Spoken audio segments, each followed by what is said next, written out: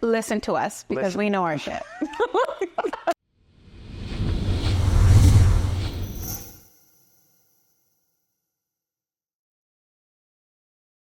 Hello, everyone. Welcome to another episode of Untitled Success. I'm here with Denise. She owns her own State Farm. She started at AAA. Well, obviously a little bit more, but when I met her, she was at AAA. She left a lucrative job to start a company, and so we're kind of going to get into it and see what's up. So, hey, Denise. Hi. How are you? I'm great. Thank you for inviting me over here.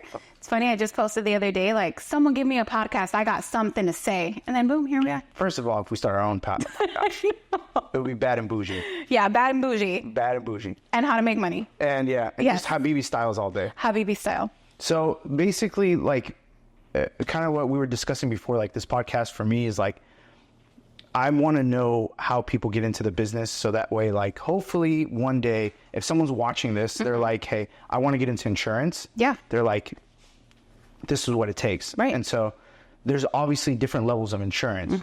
So we'll kind of get into it. But before I kind of go into it, who was Denise in high school? In high school, I was kind of a nerd. No way. Well, yes and no, right? Like, Okay. I was kind of a nerd, but then junior year, I almost didn't graduate. Like, I was skipping school with the seniors, got into a car accident, and if it hadn't been for that car accident, I probably wouldn't have graduated high school. Really? It, like, knocked me back up, got my parents involved, like, hey, she's been skipping school. I was short credits. So, like, I was book smart, but I just didn't go to class. Would you say, like, you were loud in class? Were you quiet? I would talk a lot, but I wasn't the loud one. I wasn't like the class clown or anything like that. I'd be like the middle. Just kind of just with the flow? Just going with the flow. Yeah. I wanted to hang out with the seniors. You know, I had a car since I was 16. So Yeah. Who would you say, like, in your early life played a big part in your life? in my early life, I think my dad, well, both my parents, but mostly my dad. I grew up very spoiled not in a monetary way, but more just with love. And I'm the only girl. I have 3 older brothers. So I just kind of grew up thinking, like, I can do whatever and no one's going to say anything, right? Like, my brothers aren't going to mess with me because I'm just going to go and tell my dad. My mom says no, I'm just going to go and ask my dad. And if he says yes, I mean, whatever he says goes. So how was your upbringing with your parents then? Like, were you guys always allowed to do, like, whatever you wanted? Like, what was in a economical scale, where were you guys? Low income. Low income? Yep. Low income. My mom's been a stay-at-home mom since the 80s. Okay. I have a brother that has Down syndrome who's a little bit older than me. So as soon as he was born, she stopped working. So my dad worked at a factory literally for 40 years. Single income household. And no, we were not allowed to do whatever we wanted. I was brought up very conservative, very old school. And again, I'm the only girl, right? So if my brothers can go somewhere, that was cool. They're men, but I wasn't allowed to go anywhere. Like, the only dance in high school I was allowed to go to was prom. Really? Hence why I would skip school, right? Hence why I wanted to be in the fun crowd. Like, I didn't start partying or anything like that until literally like midway through senior year. Take me through your career, right? The paths that you've taken, the different jobs that you've had throughout your life. I started working since I was 12 years old. And the reason for that was because I wanted a cell phone back. That was like back when cell phones were first a thing, right? And I wanted a cell phone. And I'm like, Dad, can I have a cell phone? He's like, no, you want a cell phone? Go make some money and buy yourself a cell phone. I was like, okay, what can I do? So there was a swap meet at the high school near my house. And I would go on the weekends and help out. And that's where I started working. And yeah, I mean, that's where I got the taste of like, wow, I can buy whatever I want if I make my money on my own, right? Like, I couldn't go and buy, I don't know, a car, right? Something like that. But for me, like, that cell phone was such a big deal. And then it was back when you had to buy minutes for the phone. So like, okay, I'm running out of minutes. Now I have to save up again to buy more minutes for my track phone. Yeah, but it was attainable, really. Yeah. You were like, okay, if I can just like stand there or do something, then I can make some money and get whatever I needed to get. Yep. Okay, so that was kind of like your first experience. Yeah. How about like throughout like college? age or like your adolescent age, like what kind of jobs did you have? Well, my first real job, I worked at El Pollo Loco. And I had so much fun working there. Yeah. I was so proud of just being like the best drive-through worker ever. Right? I was like, I could take that order. I can give the customer their change. I can be packing the other order. Like, I was just so proud. And then I just got to a point where I'm like, well, I can't work at El Pollo Loco all the time. And there was this one lady in particular that worked there, you know, with undocumented, and was like, girl, you have papers, you speak English, like, what are you doing working here? So I was really fortunate to have somebody like that in my ear, you know, because where I grew up, everybody just kind of gets a job and stays there for years and doesn't really have like a business or a motivation to kind of, you know, get out of the hood per se. So I was grateful for that. Every job that I've had, I think I've always taken the experience with a lot of gratitude, because I've learned great things at every single job. After El Pollo Loco, I worked at Disneyland for a bit. That was a waste of time, waste of money. Then after that, I worked at Lowe's. I was like, okay, I want to get out of the food industry. Worked at Lowe's, went to college for a bit. College just wasn't for me. I mean, I liked money. I've always liked money. And I'm like, okay, I'm making a little bit more money at Lowe's. How can I make more money? But I don't want to work weekends anymore. I don't want to be closing anymore. And one day I was cashing my check at Wells Fargo, and I'm like, I could do what these girls do. I could work here. Why not? And so I applied for Wells Fargo, and that kind of got me into more of a professional position. So, I worked at Wells Fargo.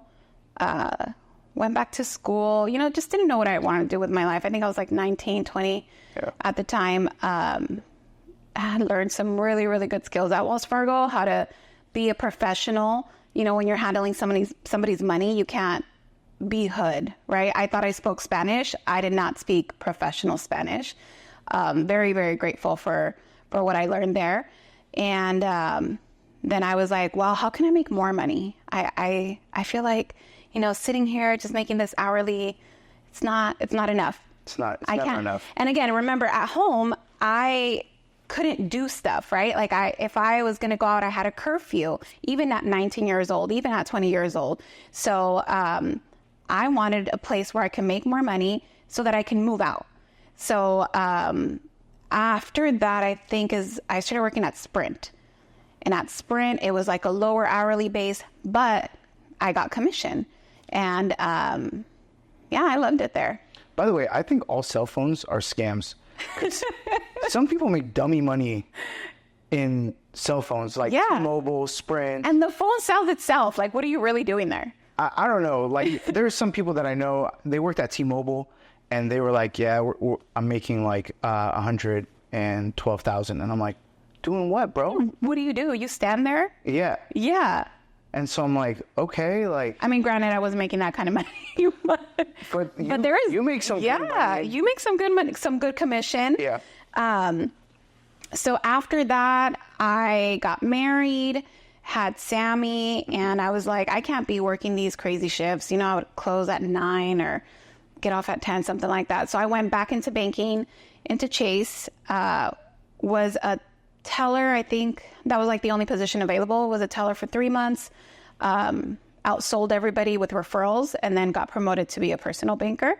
And I think I was only a personal banker for 2 months or 3 months when the opportunity of AAA came up. So when did you start with AAA?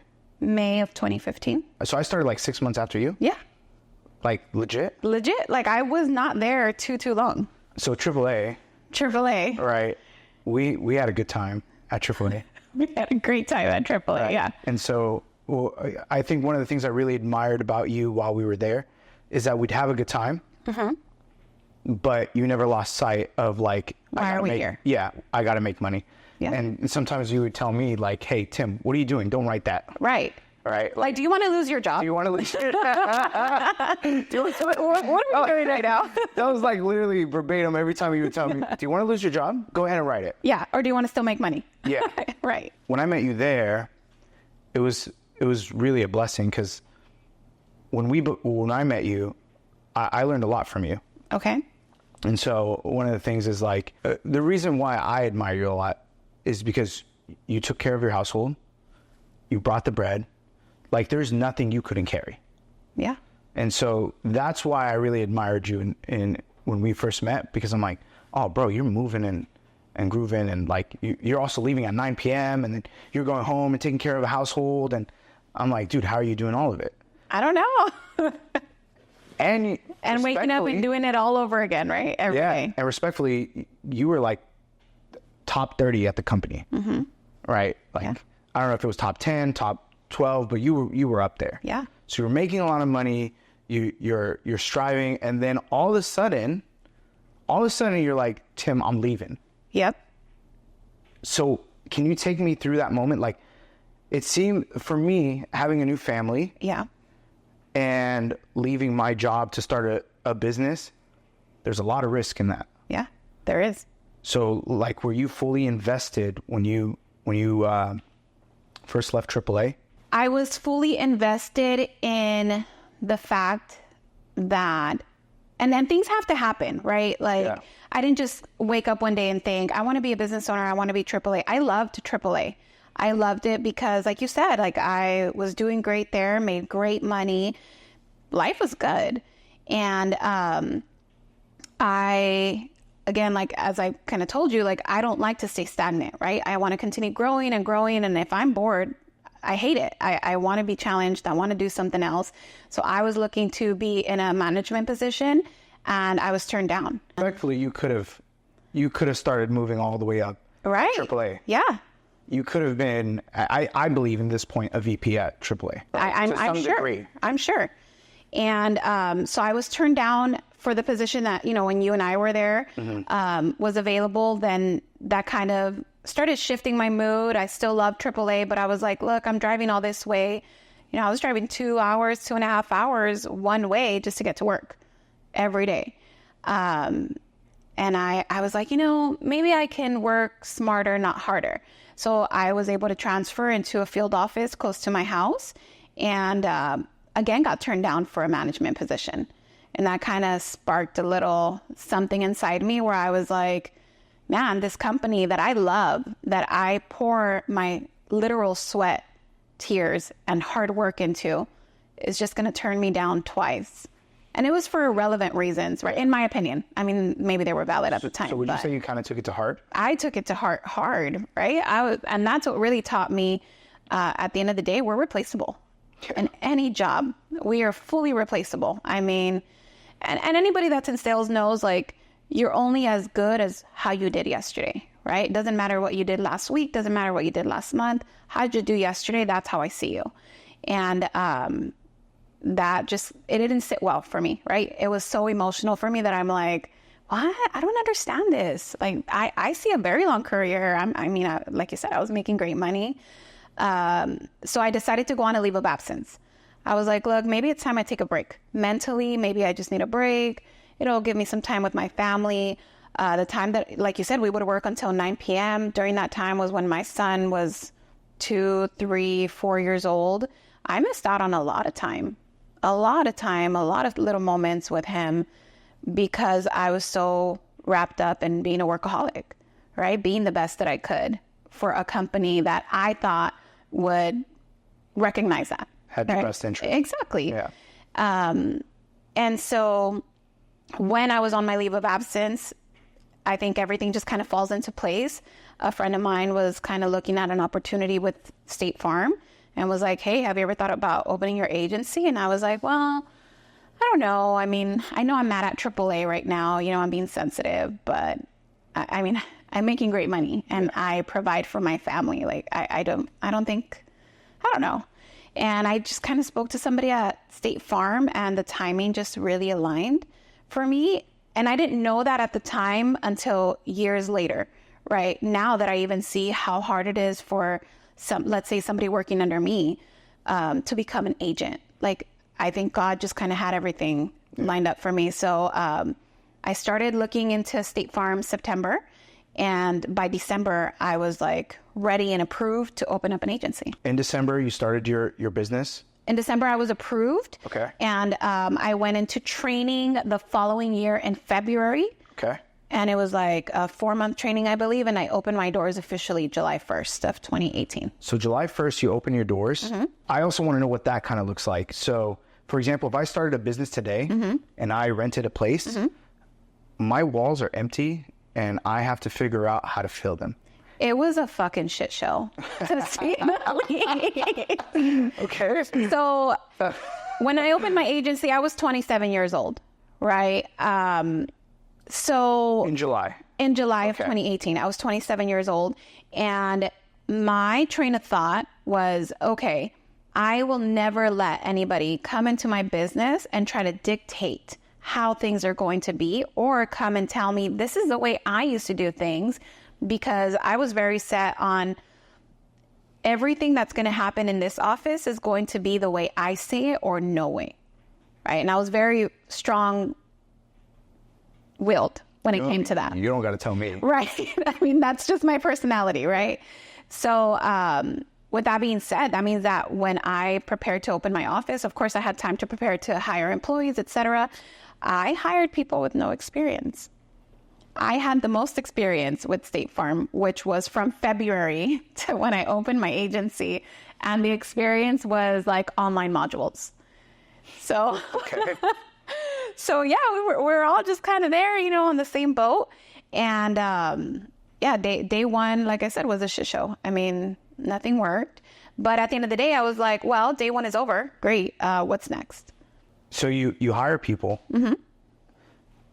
How did you select people? Did they give you a list of candidates? No. Do they cover the payroll? No. So you're starting off in July and you have payroll. Yes. Probably by the end of August. 2 weeks. Yeah. Right. Or the end of July. Yeah. So you're paying these people payroll, right? But you're probably not receiving any kind of income yet.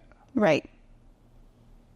So how did you supplement that? The good thing about opening up an agency with State Farm is I take over a book of business, right? I don't own it, but while I'm servicing the book of business, I do get paid to service the book of business. So there was some income that was going to start to come in. But I mean, for the most part, I had a healthy savings account that I relied on a lot, a lot at first. Because remember, like you said, I was making great money, right? I was making 6 figures leaving AAA. And so some of the things that I maybe could have prepared for a little better were leaving that income means I'm left with bills of a person that has a 6-figure income, right?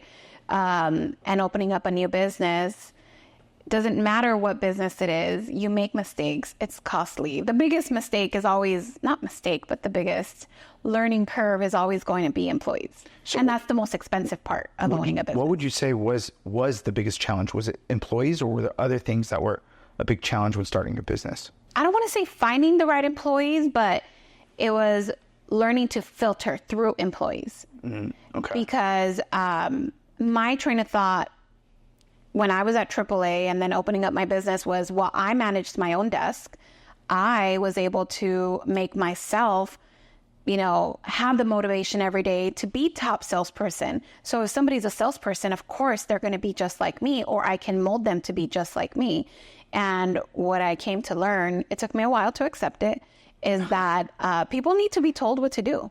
Yeah. And people need guidance. And if you know, want to be of the train of thought where, you know, people are adults, they can manage themselves. No, that is not the way to run a successful business. It's almost never. It's never. And I, you know, I have a big heart, so I wanted to be nice. I thought like, oh my God, this person left that job to work with me. How can I let them go? Maybe I should wait. Maybe they'll get better.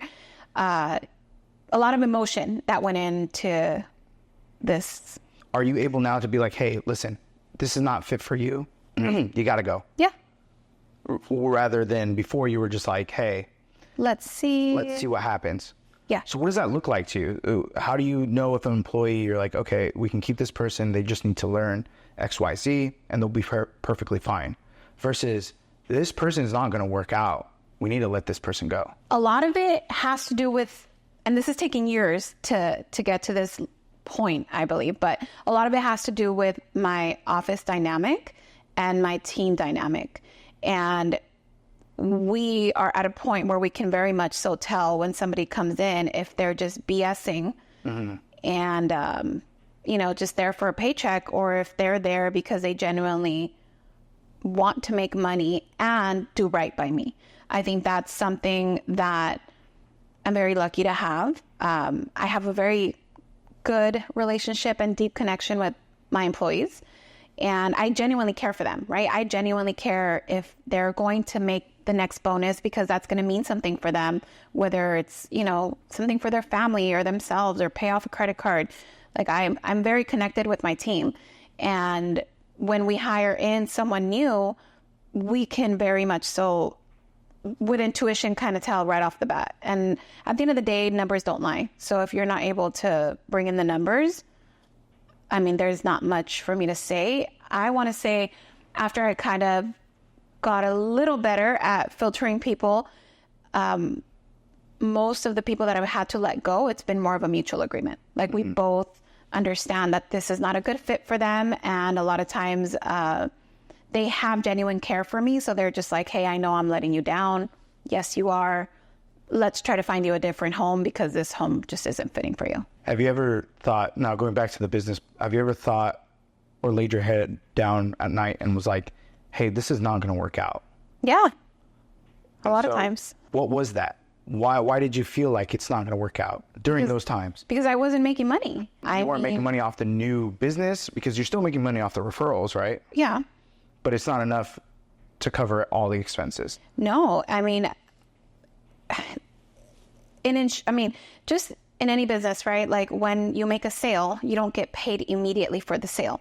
When you own a business and your employee makes a sale, you have to pay your employee almost immediately, right? For the sale, that's what makes their paycheck. So maybe it was just a combination of things, but mostly the fact that I was not bringing in the money that I thought I was going to bring in, the money that my business plan, had estimated was going to be making. There was, and mostly in the first and second year of my business, there was times where I was late 2 months on my Mercedes payment, right? Like there was some very low valleys that I was like, man, I made the wrong decision here. Like I'm just going to call AAA right now and say, hey guys. Hey Tim. Hey Tim, it's me again. Is there a spot? Can you call Terry? Can you call Terry? But I think what kind of gave me the push to overcome that is, and this is really the main reason why I got into opening my business and being an agency owner, is I didn't want to have someone else telling me what to do or when I can take a day off or not take a day off. Yeah. So when those times would happen, Marco, my husband, was a very, very important piece of just keeping me grounded and just bringing me back to earth and saying, okay, well, can things get better? Is there a way to turn things around? Like how can you overcome this? And honestly, just that self-drive of not failing, right? Like, okay, even though things look bad right now, I can't fail. I don't fail at things. Like this has to work out regardless. And I need to get back to a point, both financially and because of my ego, I need to get back to a point where I'm making at least 6 figures for myself again. So that was... So what I'm hearing is like 3 things, really, right? One of the things, again, I admire about you is when you look at something, you're just like, wait, I can do this. Yeah. And you do that quite frequently. You're like... To this day. Yeah, to this day. Like, you're just like, I can do this. Yeah. And so I admire that very much about you. Thank you. Because like the tailor, you were just like, I could do this. Mm-hmm. Number 2, it seems like it's very important to have a supportive family. Yeah. Because had Marco not been supportive, how would that look like? Yeah, I don't know what that would look like, right? There was times where in my first year of business, again, because I didn't know the system, I didn't know State Farm, I knew insurance, but I didn't know State Farm's guidelines. There would be times where I just didn't have enough hours in the day. And there I'd be at the office, 7, 8 p.m. and he would stop by and just kind of keep me company. And, so I wouldn't be alone at the office by my, at night. So if it hadn't been for that, I'm not going to lie, I believe in myself and I would still have succeeded, right? I know. But that did play a big role in my comfort, knowing that I'm doing the right thing for my family. And if he's supporting me, it must be that, from an outside perspective, like things are okay. He sees something maybe that I don't see at the moment. And it was a big stress reliever knowing that like my son is taken care of. I don't have to worry about him because, Marco was there. Okay. Yeah. When did you start noticing that your business started flourishing? I want to say there's two different layers to that, right? Because flourishing in the way of being recognized for production has been since my full second year of business, which was 2019. Sorry, twofolds. One, when did you start realizing your business was taking a turning point so you're not as stressed and you're starting to make the six figures? And when did the company start turning for you where you're like, hey, now I'm being recognized through State Farm? So for me, it was opposite. It was like my production has always been there. And that just because for me, I love to see my name up there. I'm competitive as most salespeople are. So my numbers have always been solid, but in my head, it didn't make sense because there was a disconnection, right? Like, how can I be getting praised left and right? And, my team is earning these big commissions, but yet financially I'm struggling. Like I have never struggled before. Yeah. Right? Like I've never been 60 days late on my Mercedes payment. I'm talking about let's send that EFT payment so that they don't repo this thing. Right? And then I'm another 30 days late because it got NSF, right? Like, so the recognition came sort of immediately. And that was because of, my own push and just my need to be competitive and number one, et cetera. Financially, where things started to turn around was 2020. So I had been on the struggle bus. 2020 during COVID? Yes. Okay. Where I kind of just started to reap some of the fruits of my labor because in insurance, when you're an agency owner, you pay your team commission for selling the policy, right? Let's say it's an auto policy, you pay them for the 6-month commission. But where I make money is on the back end. So when that policy renews time and time again, I'm not paying my team anymore for that policy. That's my commission that I'm keeping as an agency owner. So when you're in insurance, the bigger your book of business is, even though I don't own it, I get paid on the size of my book of business. So as my book of business grew, then financially I started to see that shift and that difference. And where I would say stuff was just real good, I think, is once I hear it, maybe year 5. Year 5? Yes. Like stuff started to turn around where I'm like, oh, okay, well, I'm not bouncing checks anymore. Yeah. But it was still real tight. Yeah. But the trade-off to that is I had my time freedom. I've never stopped traveling with my family. Like if I see $1,000, I don't see, oh, I'm going to go to a nice dinner. I see, oh, that's like 4 flights. And I'm going to take my family here and we're going to go spend this time here. And to me, that was almost equal to, financially being stable. Yeah, providing for the family. Yeah, providing for the family, but having that freedom to travel with them. To travel with them and spend time with them. If you were to do it again, if you were to open up a different office, what steps would you take differently than what you did from the first time around? Do my research as far as marketing. I spent a lot of money on marketing on BS things that I'm like, okay. Can you give us an example of like flyers, putting flyers on cars. It's so expensive to print stuff and then have someone like the printing really wasn't the part. It was more like having the labor of someone going and putting those flyers on someone's car.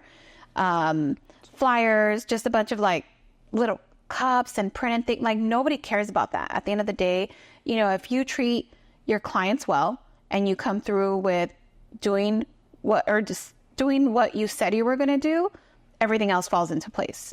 What different marketing strategy would you take this time? This time would be digital marketing. Digital marketing? Yeah, that's where it's How would at. you pump it? Like, would you just pump it through an ad and just keep pumping it through there? Yeah. Instead of doing any of the printout ads, you basically not do any of the printout ads. That, and I would have cut a lot of losses by just not keeping people on board that shouldn't have been on board that long. So you start a brand new one tomorrow. How many people are you onboarding compared to the first one? Maybe 2, Versus how much did you onboard? 4. Got you. That's a bigger payroll to. That's a huge payroll. Would you ever just go in by yourself for a little while and then start? Absolutely not. Why? Because Why would you recommend not to? not being the employee. Yeah. And I'm probably going to get a lot of hate for this, right? But I became a business owner because I don't want to be the employee. I don't want to be the person sitting there and quoting you, Tim. I'm sorry. I want to be the person that has a staff and the team that assists you with that. And I want to be the person that that team looks up to. I want to be the person that's impacting those people's lives and seeing those people purchase houses, you know, just doing things in their life. Like quoting someone doesn't bring me joy. No. Okay. That's fair. If it was to come down to today, you were to say, hey, you can open up this office, but you are to be the sole employee, I would turn that down. That's not why I got into business. How different does this look if you decided to open up your insurance company away from State Farm? How different does that look like? Because does State Farm provide the underwriting, the support staff on that end that you won't have versus like your own? Correct. Or how would that look like? How would you open up your own insurance not affiliated with anyone? I wouldn't. You wouldn't. So when I kind of told you about my work history, right? Every company that I told you that I've worked for is a household name, right? Like there's not, I have never worked for a small business owner. Like, you know, I like working for household names because again, I like to work smarter, not harder, right? So I know people call my office because I sell State Farm insurance, not because I sell Denise's insurance. Some might, right? Because of referrals, etc. But at the end of the day, what sells the policies that we sell is a name that backs it. And why would I want to reinvent the wheel? I mean, because Denise would be a household name, Can be. right? It would take a lot of work. So I mean, like look at Veronica's insurance, right?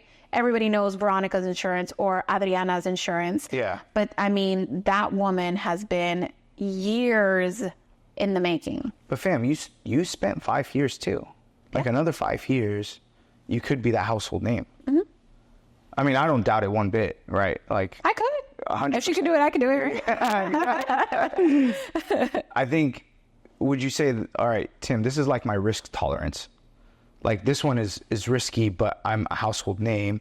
This one's not a household name, and this is the risk that I'm not willing to take. Exactly. Gotcha. Yeah. All right, so like in your life right now, currently where you're at, is there anything you fear? Fear? Not making my son's baseball game. Oh yeah? I mean, Dude, that's a retirement ticket. You right. better send him all baseball games. Right.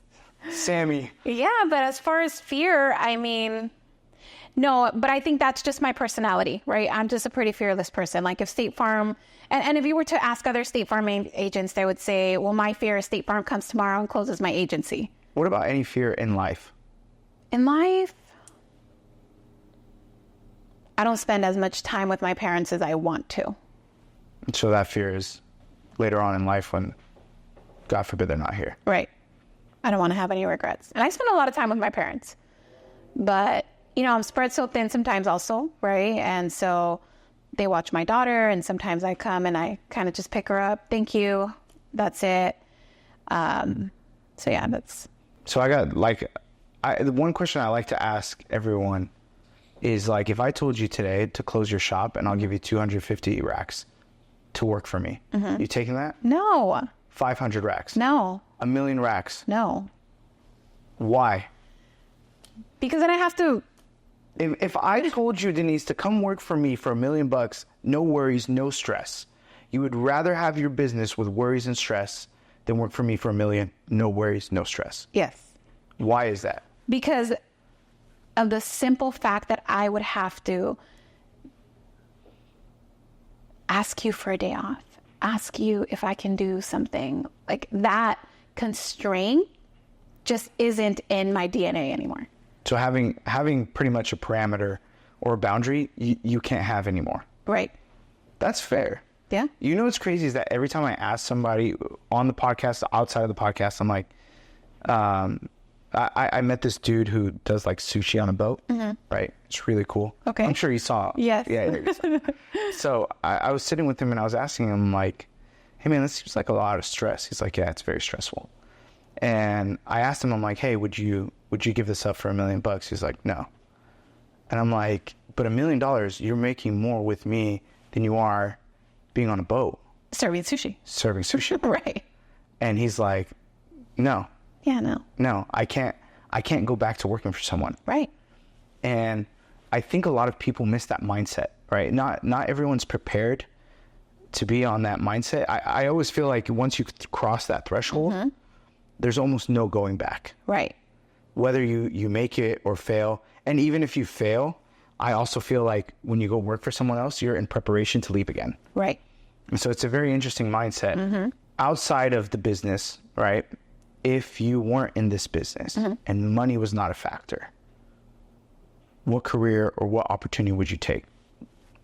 No money to stop what you have to do. That's a good one. I'm such a people person. Like, I still need to work with people. I think I would do something in real estate. Real estate? Yeah, I love high-end real estate. High-end real estate. Okay, selling sunset. Real estate. But I want to be like the owner of Oppenheim Group. I don't want to be, the girls selling for the girls at each other's throats. Exactly. Okay. I mean, I kind of see you selling private jets. That's just me. That works too. Yeah, that's a whole different kind of clientele. Yeah. You passed today.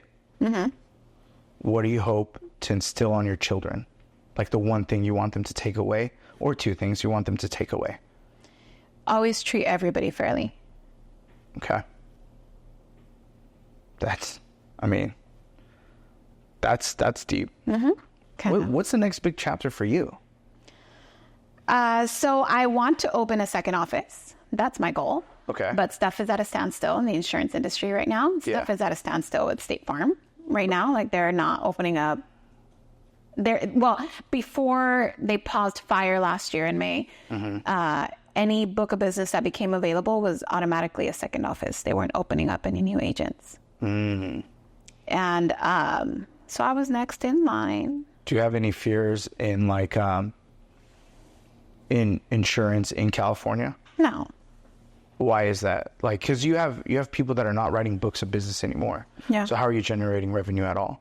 To be an insurance agency in California, we need to be able to offer auto. We've been so busy with auto. But you don't offer home anymore. And haven't been since May of last year, or business insurance. But wasn't there a point in time where you weren't offering auto at all either? No. So it was always all auto and never home. If home came back, it would be good, or you don't really care? It would be the same to me. Really? Yeah. What's your like end game for yourself, like career wise? There isn't one. So let's say you open like 5 of them. Are you good at that? Like, you're like, hey, okay, cool, I'm good. Are you in the mindset of like, okay, I have 5, let's go to 6? There's always a moving target, right? Like, when I left AAA, I was like, I want to be a business owner. That's what I want to do. When I bought my first house, I was like, I want to be a homeowner. Now I have multiple properties. I'm like, that's not enough. Like, it's just the way I'm built. And I think a lot of entrepreneurs are built the same way. Yeah. Where it's just a moving target. Like, okay, I've reached that. I'm in my comfort level. I am so uncomfortable being comfortable. Yeah. Let me challenge myself. Even just a few months ago, I was bored. I mean, I had no projects going on. It's crazy, right? Like, life was good. I'm not stressed about anything, but I'm bored. I'm like, man, what can I do here?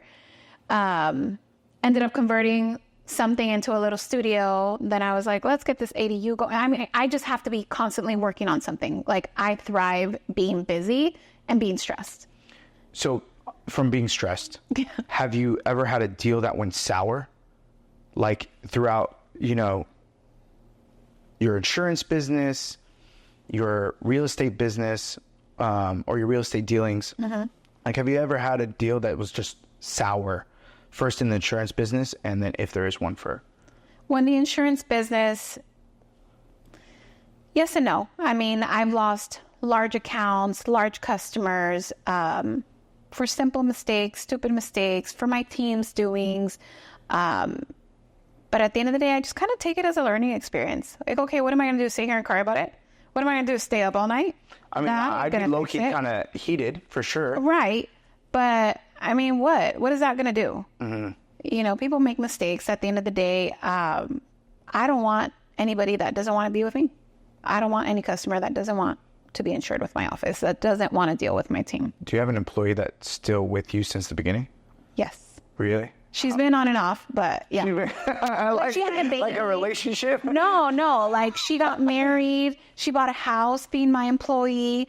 We've kind of like developed and grown up together. And she was a stay-at-home mom. And I've always supported whatever she wanted to do. She fully supported me in the time that I spent on my maternity leave with my daughter. And I mean, it was COVID when I had my daughter. Spent a lot of time. I went home when I was still pregnant. She held down the office while I was home. Then when I came back, I was like in and out, not really working because I had a little baby, a newborn. And she fully supported me in that role and that aspect. So when she told me that she wanted to be a stay-at-home mom, I fully supported it. And recently she's back and I'm so happy.